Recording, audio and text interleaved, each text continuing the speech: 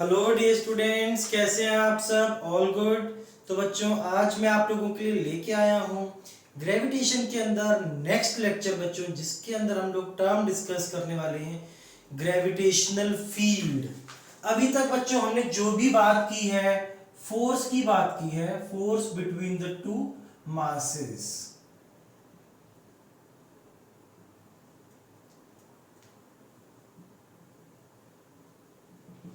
बच्चों, gravitational field है क्या? पहले इसको थोड़ा सा इमेजिन करने की कोशिश करें। सी, हम कहें कि हमारे पास दो मासेस हैं, 1 और 2। मास एक दूसरे पे फोर्स लगाते हैं, पर दो मास एक दूसरे पे फोर्स लगा कैसे देते हैं? उनके बीच में कोई कांटेक्ट तो है नहीं, एक दूसरे को पकड़ के खींच तो रहे नहीं है। जैसे अगर ये एक मास है डियर स्टूडेंट्स, एक ये दूसरा मास है, ये दूर से ही एक दूसरे पे फोर्स लगा रहे हैं। तो होता क्या है, एक मास अपने आसपास एक फील्ड रखता है। फील्ड को आप इमेजिन कर सकते हैं like a cage, like a जाल होता है जैसे फॉर अ फिशिंग नेट। तो एक मास अपने आसपास एक जाल, एक नेट बना के रखता है, किस चीज का? फील्ड का। उस फील्ड के अंदर जब दूसरा मास आ जाता है तो उस पे फोर्स लगता है, ठीक है, बिकॉज कोई हाथ से पकड़ के नहीं खींच रहा। तो क्या कहते हैं बच्चों, gravitational field is what? It is the space around mass where its influence can be felt by other mass। ये स्पेस है किसी भी मास के अराउंड जिसमें दूसरा मास इसका इन्फ्लुएंस फील करेगा। फॉर एग्जाम्पल, जैसे ये मास अपने आसपास एक फील्ड क्रिएट कर लेगा, इसके अंदर जब दूसरा मास आएगा तो उसके ऊपर फोर्स लगेगा। बच्चों, बात करेंगे एक नेक्स्ट टर्म की, called as gravitational field intensity. कि ये ग्रेविटेशनल फील्ड इंटेंसिटी क्या है बच्चों, देखें। ठीक है, हमने कहा ग्रेविटेशनल फील्ड क्या है? एक मास के आसपास एक स्पेस है, ठीक है। तो इसको कैसे डिफाइन करते हैं? It is the force acting on a unit mass when kept at given distance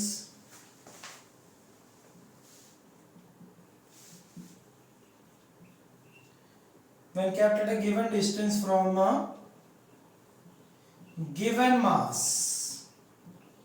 basically ये भी कुछ भी नहीं, ये ग्रेविटेशनल फील्ड ही है। फील्ड बोल दिया एक आसपास के एरिया को, उस एरिया में फोर्स जो लगती है उसको क्या बोला? Gravitational field intensity. कैसे बोला फोर्स को? देखो, या फोर्स किस पे? फॉर एग्जांपल स्टूडेंट्स, यहां पे एक मास है m, this is a given mass, ठीक है। इस मास से r डिस्टेंस पे हमने यूनिट मास रखा +1। इन दोनों के बीच में फोर्स लगेगा। कितना फोर्स लगेगा dear students? This force will be equal to g m1, m2 is +1 by r²। तो यहां पे रखे हुए +1 पे जो फोर्स लगता है उसी को बोलते हैं gravitational field intensity. I, it is g m by r²। r हमेशा गिवन मास से डिस्टेंस होगा, तो ये r वेक्टर बनेगा। ग्रेविटेशनल फील्ड इंटेंसिटी एक वेक्टर है। फोर्स हमेशा अट्रैक्टिव होता है बच्चों, तो फोर्स इस तरफ लगेगा अपोजिट टू r, तो -r कैप आएगा हमेशा। This is gravitational field intensity. बात समझ में आती है बच्चों? What is the advantage of it, क्यों कैलकुलेट करूं मैं ग्रेविटेशनल फील्ड इंटेंसिटी, है तो फोर्स ही ना यूनिट मास पे। देखें मान लीजिए बच्चों यहां पे एक मास रखा है m, यहां r डिस्टेंस पे आपने एक मास रख दिया m1, तो इनके बीच का फोर्स क्या होगा, इनके बीच में जो फोर्स लगेगा that will be equal to Gm/r² into m1। अब आप m2 m1 को हटा के यहां पे m2 रख दीजिए, तो dear students the force will be Gm/r² into m2। m2 को हटा के m3 रख दीजिए, तो बच्चों the force in this case will be Gm/r² into m3। ऐसे ही आप कोई भी मास रखते जाइए, मान लीजिए you place the nth mass there, thus the force will be Gm/r² into nth mass। बच्चों you can see there is some common term in them, ये Gm/r² सब में कॉमन है, तो मैं इस कॉमन टर्म को बोल देता हूं इंटेंसिटी, यही है Gm/r²।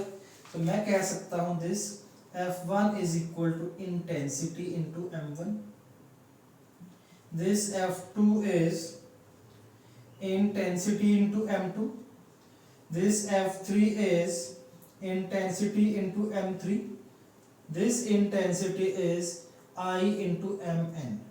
what is the intensity here, Gm/r² in magnitude। तो बच्चों क्या यहां से ये बात बोली जा सकती है, intensity is nothing but the capability of this mass to apply force at distance r। ये इसकी कैपेबिलिटी है कि फोर्स में कितना पार्टिसिपेट कर सकता है, Gm/r²। फोर्स लगेगी कितनी वो दोनों पे डिपेंड करता है, तो दूसरा मास कितना रखा है। तो what is the intensity, it is the capability of a mass you can say to apply a force on a given mass at a distance r। इसलिए यहाँ पे यूनिट मास से डिफाइन किया गया था। बात समझ में आती है बच्चों। डिफाइन इसको ऐसे भी किया जा सकता है, it is defined as force acting on a test mass per unit test mass at a given distance from given mass। क्या मतलब हुआ डेफिनेशन का, बिल्कुल ऐसा ही मतलब है बच्चों। देखें इसको, लेट अस से यहां पे एक मास है m, what is it, a given mass. इस गिवन मास से प्यारे बच्चों r डिस्टेंस पे एक मास रखा m0, क्या है ये, टेस्ट मास। तो प्यारे बच्चों इन दोनों के बीच में फोर्स कितना लगेगा, Gm/m0/r²।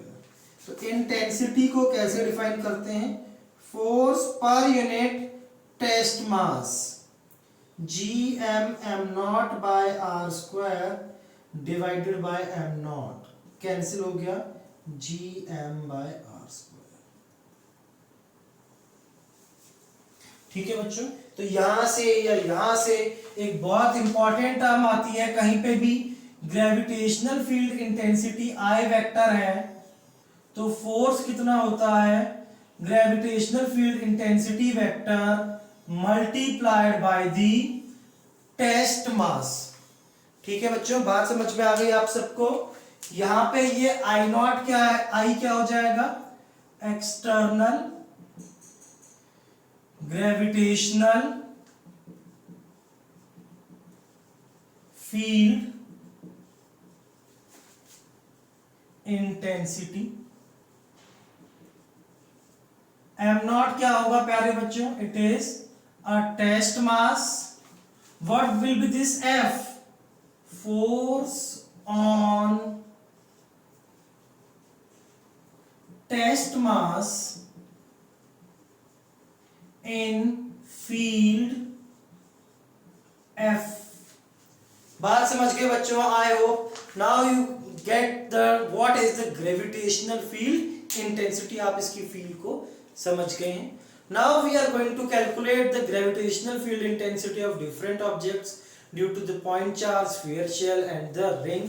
जल्दी से इसको बच्चों नोट कर लीजिए।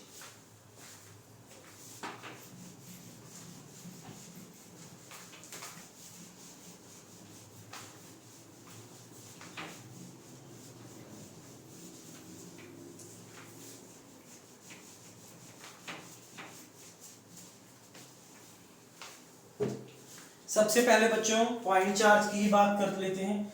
तो gravitational field intensity due to a point charge, नहीं सॉरी मास, चार्ज बोल जा रहा हूं मैं बीच बीच में कई बार, because same derivations for a charge we do in a class 12th।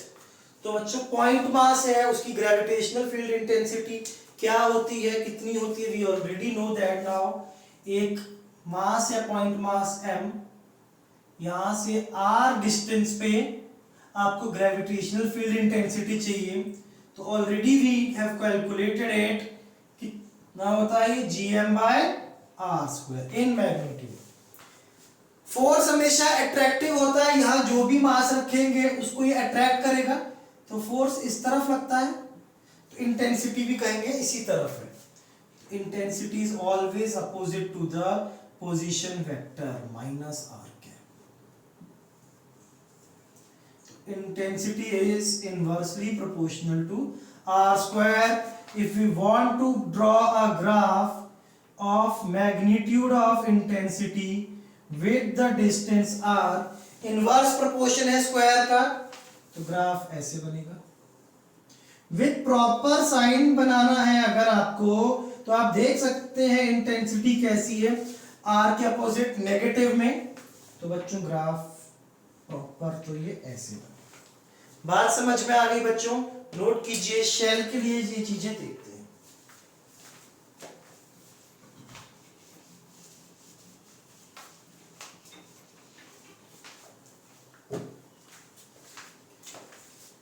Gravitational field intensity बच्चों ड्यू टू अ शेल, क्या होता है बच्चों shell? It is a hollow sphere. तो बच्चों शेल अगर है उसके 3 रीजन्स हो जाएंगे, एक तो शेल के बाहर, एक शेल के अंदर और एक उसका सरफेस। तो सबसे पहले हमने कहां पे देखना है? Inside shell.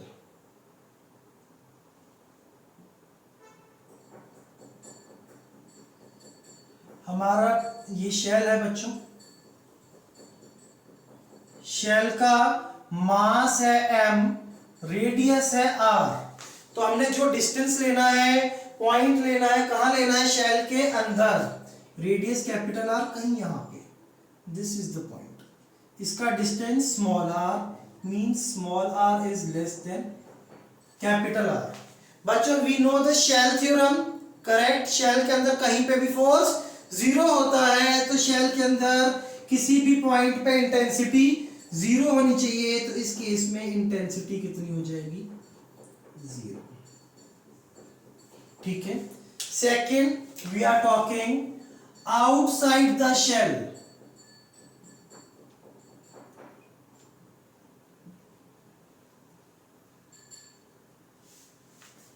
Outside the shell means distance will be greater than the radius. तो बच्चों ये शेल है, इसका ये रेडियस है r, कहीं पे ये पॉइंट है at a distance small r, जहां पे इंटेंसिटी बतानी है। शेल का मास m, रेडियस r। ध्यान रखें ये शेल एक सिमेट्रिक है, मान सकते हैं सारा मास कहां रखा है? इसके सेंटर पे। तो बच्चों important note, for any outside point shell as well as sphere acts as point mass kept at centre. तो बच्चों ये पूरा शेल किसकी तरफ एक्ट कर रहा है ही नहीं, इसका पूरा मास कहां रखा है, इसके सेंटर पे। तो इसके कारण इंटेंसिटी क्या हो जाती है पॉइंट मास के लिए, जी एम बाय यहां से distance r square minus r cap, this will be the intensity vector. क्या हो गया बच्चों, this is intensity due to a shell on the outside point. अब बात होगी कहां पे, लास्ट ऑन द सरफेस।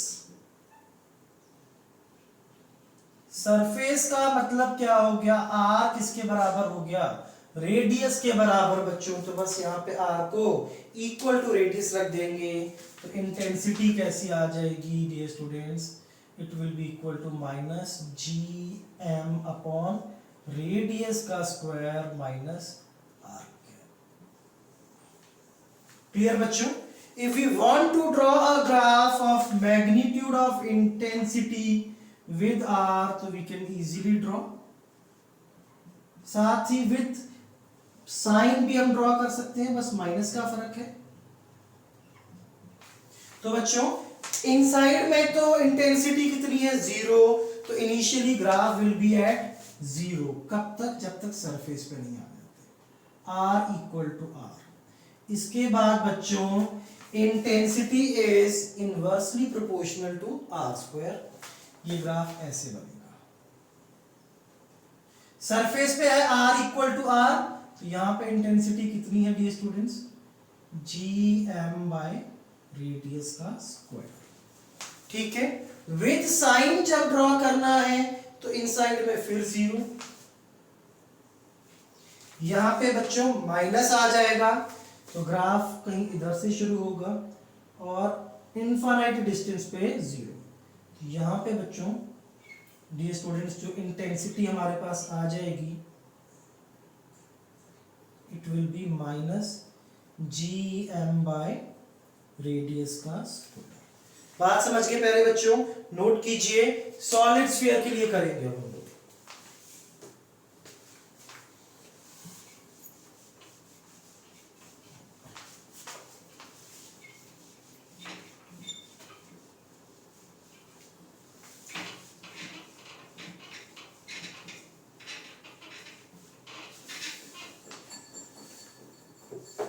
बात हो रही है बच्चों ग्रेविटेशनल फील्ड इंटेंसिटी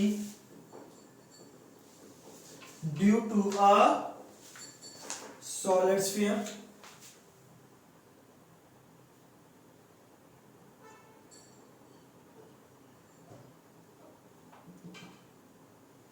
हमारे पास एक सॉलिड स्फीयर है, मास m, रेडियस r का।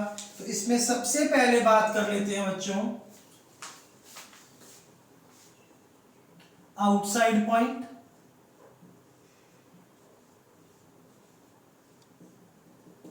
आउटसाइड पॉइंट के लिए we all know it acts like a point mass placed at the centre. तो r लेस देन r, तो ये हमारे पास सॉलिड स्फीयर बनता है। रेडियस r, मास m, कहीं यहां पे निकालना है इस p पॉइंट पे, तो यहां पे इंटेंसिटी कितनी होती है बच्चों, सॉरी आउटसाइड पे निकालना है ना भी। तो आउटसाइड के लिए r is greater than the radius, outside point will lie somewhere outside the solid sphere। Outside point के लिए कैसे बिहेव करता है, like a point mass placed at the centre. तो intensity will be equal to minus, जो shell के case में आई थी, by R square minus R. Second बात करें अगर सरफेस पे, तो we all know at surface r is equal to r, तो intensity at the surface is plus G M by radius का square minus r cap.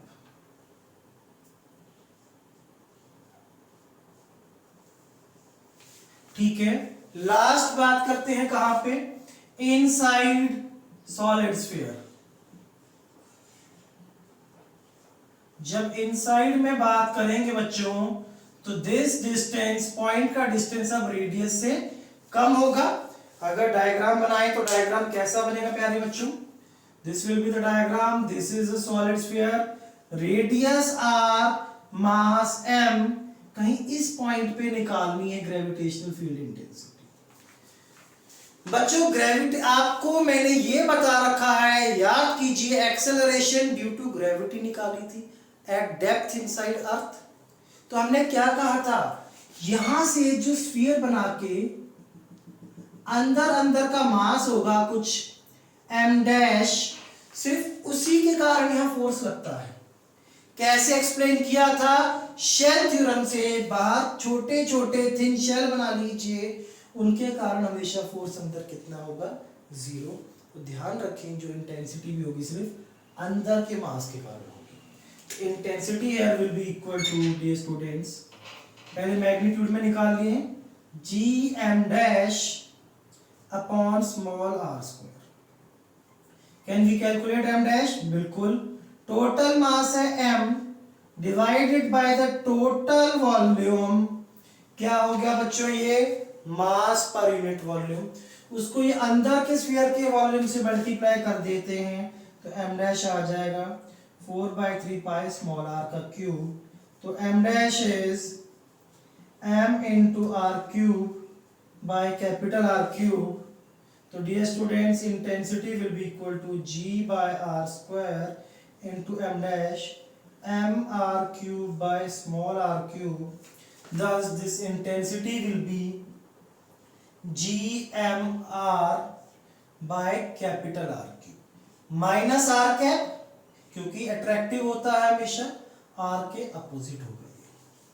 Clear हो गई बच्चों बात? If we want to draw a graph of intensity with distance R, पहले I की power 1 है, R की पावर 1 है, तो ग्राफ कैसा होगा? स्ट्रेट लाइन, कुछ कांस्टेंट ऐड नहीं हो रहा, पासिंग थ्रू ओरिजिन, सरफेस आ जाएगा, that means R is equal to R। Surface पे क्या वैल्यू है बच्चों? Minus g M by radius का स्क्वायर, और ये हमारा ऐसे इसको inversely proportional for the outside. बात समझ गए बच्चों? नोट कीजिए, एक शेल पे और सॉलिड स्फीयर पे हम लोग कंबाइन क्वेश्चन करते हैं। बच्चों तो एक क्वेश्चन देखते हैं। This is a solid sphere, जो अंदर वाला है, बाहर वाला इज ए शेल। ऑब्वियसली बाहर वाला ही शेल होगा, सॉलिड स्फीयर के अंदर भरा होता है, उसके अंदर कुछ नहीं रख सकते। Solid sphere is having the radius r, shell is having the radius 2r, ठीक है। This is the y axis, we need to find the gravitational field intensity as a function of distance y। Function of distance y means y axis पे अलग अलग distances पे gravitational field intensity कितनी होगी। For example, जैसे first case will be y is less than r, मतलब y जो है ये ओरिजिन है बच्चों 0,0, ये आ रहा है इससे कम है, तो कहीं यहां पे है पॉइंट केस 1 में। ये डिस्टेंस कितना है प्यारे बच्चों? y। तो this point 1 is, it is inside this solid sphere plus inside the shell. तो net gravitational field intensity will be gravitational field intensity due to solid sphere plus gravitational field intensity due to shell. बड़ा वाला है shell, shell के अंदर तो field हमेशा कितनी होती है? 0, this term will be 0। Solid sphere के अंदर GMR बाय R क्यूब। अब ये देखें बच्चों, इसके अंदर कितनी होती है? सॉलिड स्फीयर के अंदर GM बाय रेडियस का cube into R। What is this R? Distance from centre, ये डिस्टेंस कैसे आएगा? रेडियस R, इसमें से y को सब्ट्रैक्ट कर दीजिए, ये डिस्टेंस आ जाएगा। This will B R minus y। किधर को होती है ये फील्ड? हमेशा टुवर्ड्स द सेंटर। तो इस पॉइंट पे देखेंगे सेंटर की तरफ होगी, upwards plus j cap, direction is what? Plus j cap. और शेल के कारण कितनी होगी 0। This will be the net answer. Second case में r is less then 2r means इसके डायमीटर से कम पर रेडियस से ज्यादा, मींस बच्चों यहां पे कहीं पॉइंट आ जाएगा।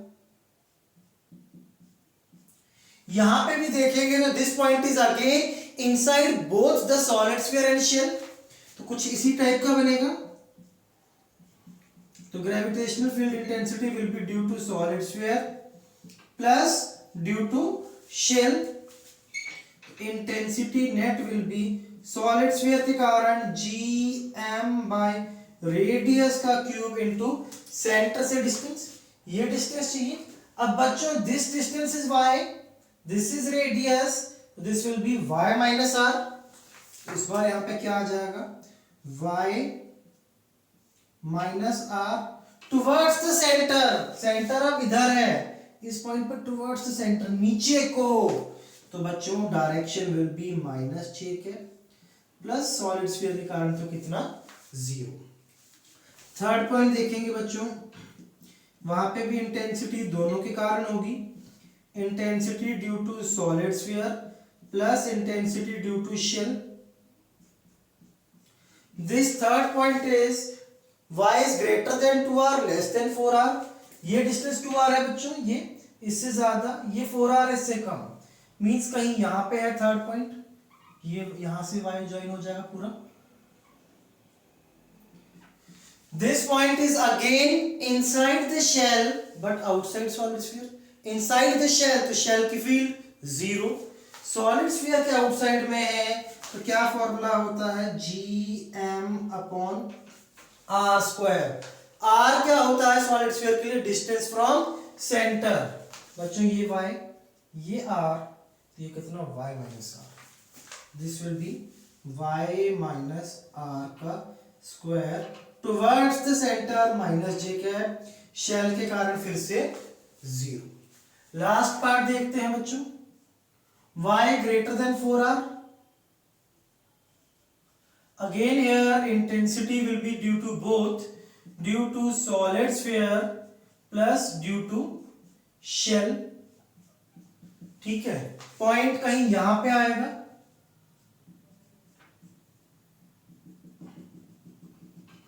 now this point is outside both। Outside point के लिए दोनों कैसे बिहेव करते हैं, point mass placed at centre. बस ध्यान रखना दोनों का सेंटर अलग अलग है बच्चों। सॉलिड स्फीयर के कारण gm बाय डिस्टेंस का स्क्वायर, सॉलिड स्फीयर के सेंटर से ये डिस्टेंस है, कितना होगा y minus r, towards the centre है बच्चों तो minus j cap, plus shell, shell का ये सेंटर है तो ये 2r माइनस होकर ये डिस्टेंस कितना आएगा y माइनस 2r, तो gm upon y minus 2r towards the centre, thus it will be minus j cap. बात समझ में आ गई बच्चों, r स्क्वायर आएगा। तो यहां तक इसको नोट कीजिए। देखते हैं आप gravitational field intensity due to a ring.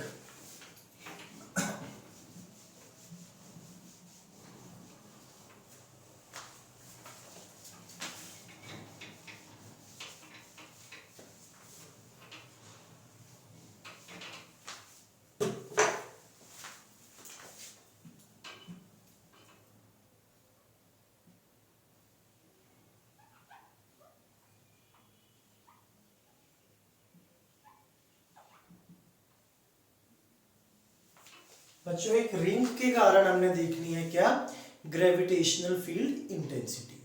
तो देखें जरा बच्चों, इसमें एक रिंग है, मान लीजिए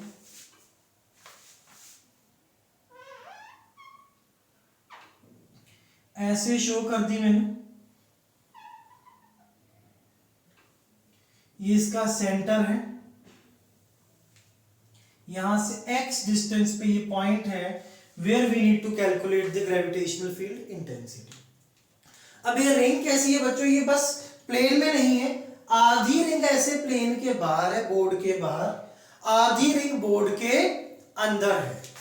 ठीक है, the ring is like this, ऐसे होती है रिंग, एक सर्कुलर पार्ट इसका पाथ है, आधी रिंग बोर्ड के अंदर होगी और आधी बाहर होगी। यहां से ये देखें सेंटर के अराउंड क्या है, इसकी एक्सेस। अब ध्यान से समझने की बात है बच्चों, ये टॉप मोस्ट पॉइंट पे एक छोटा सा मास लिया dm, इसके कारण यहां पे जो फील्ड होगी ग्रेविटेशनल फील्ड इंटेंसिटी इसकी तरफ होती है di। रिंग का मास m है, रेडियस है r, लेट अस से दिस एंगल इज थीटा।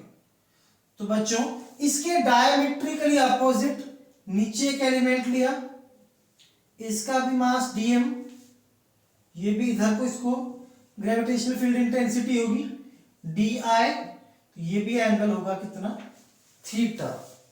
तो होगा क्या बच्चों, इनके कंपोनेंट्स कर सकते हैं, इस di का इधर कंपोनेंट di cos थीटा, इधर का कंपोनेंट di sin थीटा।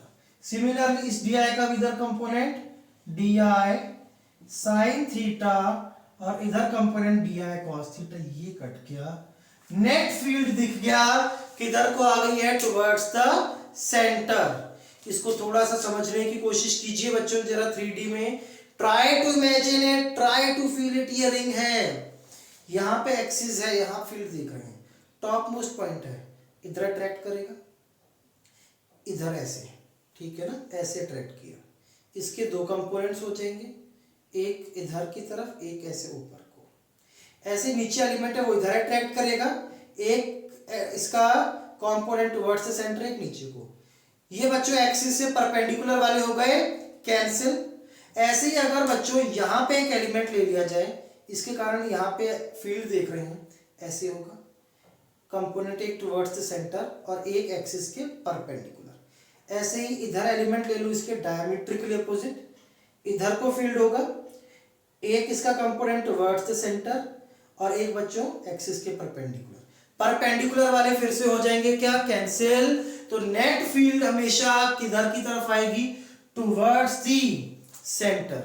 तो you can write it like this, suppose we have taken a ring and ring is placed in such a way that half of the ring is outside the plane and other half is inside the plane.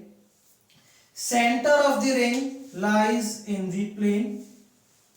Mass of ring is m, radius is r. We need to calculate the gravitational field intensity along the axial line at a distance x from center. Suppose we take a small element on the top of a ring. Because of it, gravitational field intensity will be towards it. Then we take a diametrically opposite element and we find that components of the gravitational field intensity perpendicular to axial line gets cancelled and net field is towards the center. तो बच्चों net field कितनी है, it is integration of 2 times di cos theta. di क्या है, एक छोटे element के कारण फील्ड है, एक छोटे से एलिमेंट के कारण फील्ड कितनी होती है, g, छोटा मास dm, ये वाला डिस्टेंस का स्क्वायर, ये डिस्टेंस मान लेते हैं रेडियस स्मॉल r डिस्टेंस, ये गिवन है radius capital R, by small r square into cos theta. Cos theta is base x by hypotenuse r. इसका integration will give us total intensity 2g integration x dm by r cube. बच्चों x is also a given distance constant. अब ये r कितना हो जाएगा, from this triangle r is radius का square plus x square की power half, यहाँ cube होना है, तो what will be the intensity, 2gm upon r square plus x square की पावर m नहीं आएगा भी 3/2 इंटीग्रेशन dm, कहां से कहां तक, 0 से m/2 तक। अब क्वेश्चन आता है सर आपने पूरा मास m क्यों नहीं रखा, बच्चों 2 पहले ही ले चुके हैं, 2 क्या है, एक इस एलिमेंट में, एक इस एलिमेंट में, तो दोनों रिंग का आधा आधा पार्ट डायरेक्टली ऐड कर रहे हैं, तो आधे रिंग का मास कितना है, m/2। या तो यहाँ 2 मत रखें, बस ये समझ लें यहाँ से कि net field towards the centre है, तो 0 से m तक इंटीग्रेशन करते हैं। तो बच्चों what we get from here is x था एक यहाँ पे constant, gmx upon r² plus x² की पावर 3/2 किधर को होगी हमेशा, टुवर्ड्स सेंटर। हमेशा हमेशा ये फील्ड किधर को होती है बच्चों, सेंटर की तरफ होती है, ठीक है। तो gravitational field intensity at centre, centre पे निकालना हो, आपको पता है रिंग के सेंटर पे फोर्स भी 0 होता है, इंटेंसिटी भी 0 होनी चाहिए। कैसे, देखिए सेंटर के लिए ये काम होता x कितना हो जाएगा 0, तो सेंटर पे ग्रेविटेशनल फील्ड इंटेंसिटी कितनी हो जाएगी प्यारे बच्चों, 0 हो जाएगी। आई होप ये बात आप सबको अच्छे से क्लियर हो गई है बच्चों। अब आप ये देखें x की अलग अलग वैल्यूज रखने पे ये इंटेंसिटी अलग अलग है, किसी पार्टिकुलर वैल्यू पे मैक्सिमम भी होगी, तो हमें निकालना है अब क्या, find x, distance x where gravitational field intensity is maximum. इसको मैक्सिमम करना है, किसी भी टर्म को मैक्सिमम कैसे करते हैं डियर स्टूडेंट्स, तो di/dx should be equal to 0, differentiated with respect to x, जिसके रिस्पेक्ट में मैक्सिमम करना है, इक्वल टू 0 कर दिया। x ऊपर भी है, x डिनोमिनेटर में भी है, तो क्या लगेगा, डिफरेंशिएशन ऑफ u/v। देखिए बच्चों gm तो कांस्टेंट है, बाहर रख दीजिए, u/v में क्या होता है, पहले डिनोमिनेटर कांस्टेंट ऊपर रखते हैं, न्यूमिनेटर का डिफरेंशिएशन, x का डिफरेंशिएशन 1, अब माइनस न्यूमिनेटर कांस्टेंट, इस डिनोमिनेटर का डिफरेंशिएशन, पहले power formula 3/2 r² plus x² की power 3/2 minus 1 half into bracket का डिफरेंशिएशन r² का 0 x² का 2x डिवाइडेड बाय डिनोमिनेटर का स्क्वायर r² प्लस x² की power 3।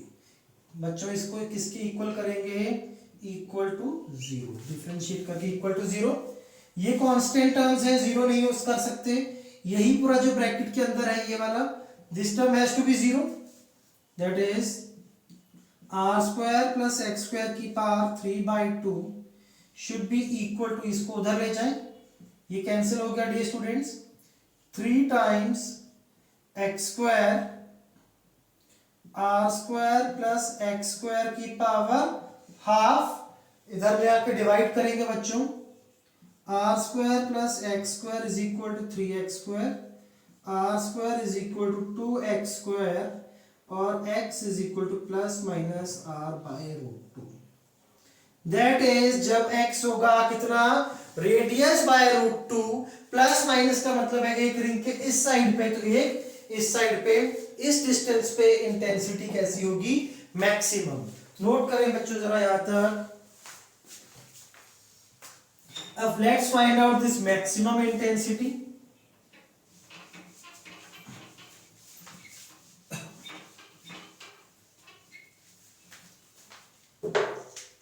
We need to find I maximum, कहां पे होता है, at r x is equal to plus minus r/√2, तो I maximum will be equal to g m x upon r² plus x² की power 3/2, this will B g m r/√2, यह आ जाएगा बच्चों 2 + 1 3r² by 2 की power 3/2। This will be GMR by √2। इस पूरे का बच्चों क्यूब, 3 का क्यूब 27, 27 का अंडर रूट 3√3, 2 का क्यूब 8, उसका अंडर रूट 2√2, इसकी पावर 3/2 तो r³। तो dear students I maximum will be, ये कैंसिल हो गए, 2GM अपॉन 3√3 r²। इतनी मैक्सिमम इंटेंसिटी होगी। ग्राफ आपको इसका थोड़ा सा ध्यान में रखना है, कैसा बनेगा, इधर इंटेंसिटी है, इधर डिस्टेंस x है। पहले 0 डिस्टेंस पे सेंटर पे इंटेंसिटी कितनी है, 0, ठीक है। अगर मैग्नीट्यूड के साथ बनाना है तो ये ऐसे बनेगा, क्योंकि हमेशा टुवर्ड्स द सेंटर होती है इंटेंसिटी।